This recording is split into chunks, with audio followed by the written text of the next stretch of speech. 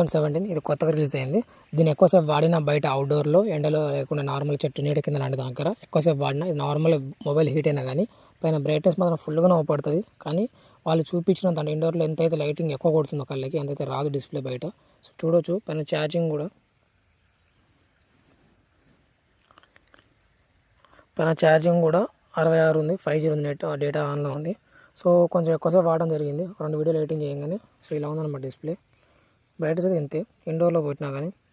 అంటే స్టార్టింగ్ మనకి ఎప్పుడైతే మన ఈ మొబైల్ హీట్ కాకుండా బయట తీసుకొస్తామో అప్పుడు వచ్చేంత బ్రైట్నెస్ అయితే రానే రాదు ఫోన్కి అయితే. ఎంత పెద్ద బ్రాండ్ ఫోన్ ఎంత అయిపోయింది లాస్ట్కి. బ్రైట్నెస్ ఫుల్గా ఉంది ఇప్పటికి.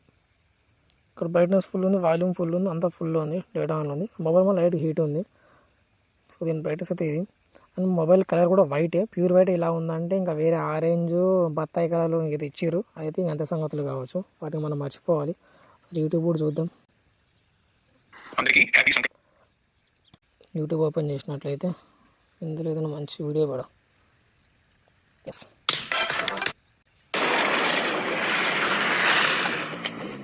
చూడవచ్చు ఎలా ఉందనేది. అదేం సార్ బంగారం లాంటి డోర్ ఉండగా కిటికీ నుంచి వచ్చారు? డోర్ లో నుంచి రావడం రొటీన్, కిటికీలో నుంచి రావడం వెరీ గుడ్. నేను ఏదైనా కొత్తగా థింక్ చేస్తాను. చెప్పుకో. మీ పేరు?